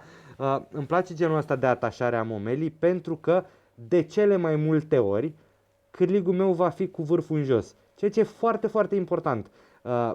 Și nu numai că e cu vârful în jos, pentru că efectul de cârlig cu vârful în jos, teoretic cel puțin, îl obținem cu un line-liner, nodul fără nod, prin construcție, oferă efectul ăsta de întoarcere a cârligului, cel puțin teoretic. Mi se pare cea mai bună variantă. Atenție! Este destul de greu de folosit genul ăsta de montură dacă lansăm. De ce? Pentru că neavând varnici de ghidaj aici pe tija cârligului, există riscul să se încurce. Montura evident că poate fi legată combi, poate fi legată cu un fir cu cămașă. Varianta cu fir suplu o aleg tot timpul atunci când plantez. Mi se pare cea mai bună prezentare montură legată cu fir suplu atunci când plantezi, și atunci când plantezi nu ești condiționat de o montură scurtă, de o montură rigidă să nu se încurce. Nu se încurcă, tu o pui, nu se încurcă. Asta e poate al doilea cel mai mare avantaj al pescuitului trebuie plantat. să fii culmea pescuitului plantat, să pui montura cu mâna și să o scoți încurcată. Da.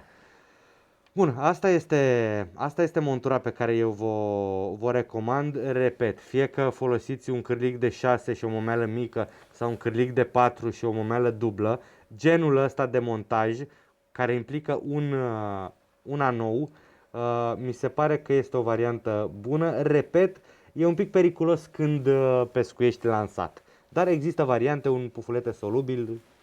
O rezolvi. și se poate rezolva, sigur că da. Bun, pentru că am aici un vârtej, trebuie să vă și arăt cum atașez momeala, pentru că altfel o să rămână o necunoscută. Păi, nu dai cu croșeta? Ba da, două. Păi, nu rămâne. Ah, ok, bine, Bun. hai. Am aici o bucată de nylon, o bucată de fluorocarbon. O pun în două. Unul din capete îl trec prin ochetul vârtejului și am practic în continuarea vârtejului o bucată de fluorocarbon pusă în două. O bucată de fluorocarbon lungă, foarte important, lungă. Cele două le voi pune iarăși în două, fără să le fac vreun nod. Formez o buclă. Buclă pe care o voi folosi, voi agăța croșeta și o voi folosi ca să trag momeala peste firul nostru. Bucla, pentru că nu are nod, se desface evident. Vârtejul îl înfig, butoiașul, până la butoiaș, îl înfig în momeală. De ce v-am spus să probați montura după ce montați totul? Pentru că vârtejul are rol de lest. Da? Bun. Și acum din momeala mea ies două fire de nylon, de fluorocarbon în cazul de față. Las niște mustăți de 1,5 cm, tai cu farfeca, folosesc o brichetă neapărat galbenă. Păi da, ca să meargă cu ananasul din popa. Nu, ca să nu o pierzi, să o găsești mai ușor când o pierzi Nu, să o găsești mai iarbă. ușor când o confunzi cu bere. Din partidele lungi. Hai mă, dai bere galbenă, cine mă? Eu știu acum ce faci. Sticlele O bere, de bere, două, trei. sticlele de bere nu sunt Deci galbene. la tine nu e sticla, e sticlele, da, e galbenă. Ok, am Nu înțeles. știu ce bere bei tu, dar... E sticlele. Ce bei vreodată o bere? Aproape o bere. Mă rog. Am 50 de kg, gândește-te. Bun. Topim cele două mustăți cu bricheta. Jur că la chimie ultima dată profesoara mi-a dat 3 că n-am făcut așa cu paharul deasupra flăcării când trebuia să iasă albastru din ce ne-a pus Berzelius, acolo. da. Da, exact. Și partea topită o aplatizez cu bricheta și am aici, rezultatul este un stopper practic. Evident, puteți atașa momeala cu un elastic, cu bait floss, cu un fir textil. Există multe variante. Asta e varianta care mie îmi place foarte tare și mi se pare foarte practică. Tot timpul ai la îndemână niște fir și indiferent că ai o momeală mică sau o momeală dublă, Funcționează foarte mișto. funcționează, jonglezi doar cu lungimea firului pe care îl tai. Nu trebuie să schimbi montura cu o alta, cu un fir de păr mai lung sau mai scurt în funcție de momeală. Ei bine, dacă sunteți suficient de răbdători încât să echilibrați bine montura asta într-un recipient cu apă, foarte, foarte important, și să-i puneți un săculeț solubil lângă, eu cred că este o variantă. Mie puțin, te rog. Eu cred că este o variantă foarte, foarte bună pentru. Asta e așa că litcul ăsta așa lung nu folosește nimeni. Așa. Și de aici un gât, așa, și am Lipim cu un rezolvat. scoci și gata. Lipim cu scoci și gata, e treabă făcută. Este o variantă foarte bună pentru începutul de sezon și nu numai. Acum, cârlige mici numărul 6, sigur folosim primăvara, dar dacă peștii pe care îi urmărim nu sunt de dimensiuni mari, putem să pescuim și vara cu cârlige numărul 6, nu văd o problemă în asta. Pentru că pescuitul plantat nu este numai despre pești mari. Poate fi sau este mai facil dacă urmărim recorduri, dar pescuitul plantat nu e neapărat după pești mari. O întrebare cu care vom încheia emisiunea, dar nu înainte de a anunța Deja? câștigătorii, vine din partea lui Streche Daniel, un colaborator apropiat al magazinului nostru, care te întreabă următorul lucru. Apropo de am lăsat-o la final întrebarea, știi? Din punctul tău de vedere, unde mai este măestria pescarului când pescuim la plantat? Plantatul duce la evoluția sau involuția pescarului de crap? Ca notă finală. Păi, dacă măestria pescarului înseamnă să iei lanseta și să dai 180 de metri sau să umpli spombul de 30 de ori și să muncești, cred că duce pescuitul plantat în același loc unde duce și pescuitul lansat. Nu văd de ce, ca să fii pescar, trebuie să dai tare cu lanseta sau să nădești cu cobra, iar dacă te duci și plantezi și interpretezi un sonar și știi exact ce e acolo și transformi și mai pui 2% siguranță la tot ceea ce înseamnă norocul din pescuit, nu înțeleg de ce atunci nu mai ești pescar. De ce dacă arunci pe acolo, pe undeva, pe unde ai nădit, ești pescar, iar dacă faci totul cât mai aproape, oarecum aproape de ce credem noi că ar fi perfecțiunea, nu mai ești pescar, nu înțeleg de ce. O să ne răspundem probabil fiecare în sinea lui. Prima întrebare venită a fost din partea lui Raimond Morariu. Elemente importante pentru o partidă reușită în tehnica plantat. Și aici ai punctat locația, nu localizarea. Da, locația clar. în sine, echipamentul și sonarul. Un lucru Sonarul sau prodding stick-ul? sau prodding stick-ul, exact. Sondarea, Ceva sondatul. care ne ajută să vedem ce e acolo. Așa. Dacă vrei să afli ce e pe jos, intrând în apă și tatonând cu piciorul, nu e greșit. Mă, cu ani în urmă, la început, că am mai spus Da, așa asta ca făceam o cu toții, completare. stai un pic. Intram în apă, ai înțeles? Așa Când făceam era cu toții. nămol, puneam celofan jos sau linoleu cu pietre și... Linoleu și celofan n-am pus, da, Ei, intram spune că puneam. în Noi picioare puneam. până aici Da, cu da, găleata da. și nădeam, da? Și Dar noi mergeam pe vedeam lângă stuf unde era colmatare și Da. nu puteai să plantezi acolo și luam o bucată de linoleu sau celofan și cât. Silviu Pavel te întreabă de lungimea optimă a monturii pentru o înțepare bună. Minim 20 de centimetri. Din punctul meu de vedere, cu cât montura este mai lungă. Dacă e suficient de lungă încât să fie departe de treaba aia de aici, care este o bucată de plastic, încă o bucată de plastic și un plumb mare, oricât ne-am dorit noi să spunem că nu se văd, domne, băi, eu cred că se vede așa un șomoldog de plumb și plastic sub apă, eu cred că se vede, sau cred că e anormal să fie acolo, de fapt. Cu cât montura noastră este la o distanță mai mare de tot amalgamul ăsta, cred că e mai bine. Undeva la peste 20 de centimetri consider că e ok. Pentru că îți permiți luxul ăsta de a avea montura lungă plantând. Dacă dai cu momitor, știm cu toții, că dai cu montura atâta și peștele se înțeapă și atunci. Dar cred că dacă montura poate avea peste 20 de centimetri, pentru că ne permitem la plantat, ideal. Și Marius Vintilă cu o a treia întrebare notată. Rigul care te-a surprins și ai dat ceva din casă important. Roni cu momeli de substrat. Roni Rig m-a surprins prima dată când l-am folosit pentru că nu mă așteptam să fie atât de eficient. Roni Rig este una dintre monturile pe care o folosesc negreșit la începutul partidei. Este ca un fel de fish finder, dacă vrei. Un Roni Rig pe patul de nadă spune repede dacă peștii sunt acolo sau nu. Nu este cea mai selectivă montură, din contră. Adică prin și plătici la rând. Fără E montură probleme. la rând. Montură la rând, mamă cât de tare e asta. Dar îmi place să o folosesc și am prins mulți pești mari folosind Roni și da, m-a surprins când am prins la fel de mult și la fel de bine alternând cu tot felul de momeli în joacă. Nu mă așteptam la treaba asta pentru că prin definiție Roni a fost creată ca o montură de single pop-up și ea funcționează foarte bine. Da, acesta este finalul întâlnirii noastre în Din această păcate. seară, din păcate. Pentru că trebuia să vorbim despre multe alte chestii. Cu siguranță vom face un al doilea episod. Vreau să vă mulțumesc frumos pentru prezență în această seară și pentru multitudinea de întrebări pe care ni le-ați adresat. Cu siguranță Ciprian vă va răspunde în zilele următoare, așa cum se întâmplă de fiecare dată cu fiecare invitat care ajunge la noi în studio.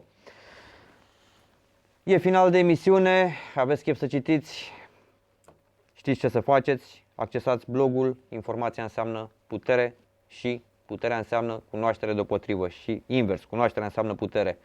Aveți chef, pentru că asta este expresia, fiind reci afară, să urmăriți ceva legat de pescuit, aveți canalul de YouTube, este la dispoziție, live-ul îl găsiți în continuare pe pagina noastră de Facebook. Dacă apăsați butonul de apreciază, veți fi notificat de câte ori intrăm în direct. Ce am pus pe Facebook veți găsi și pe canalul de YouTube, unde vă invit să vă abonați în același considerent. Zbârnie clopoțelul ăla că am adăugat ceva nou. Aveți cumpărături de făcut? www.totalfishing.ro, site-ul de unde inclusiv ce avem noi pe masă aici și am prezentat sunt disponibile cu stocuri și cu livrări rapide. Sunt Radu Dăscălescu, vă mulțumesc frumos pentru atenția cu care ne-ați urmărit. Până data viitoare, să ne vedem cu bine la pescuit cu Total Fishing. Toate bune! O seară bună!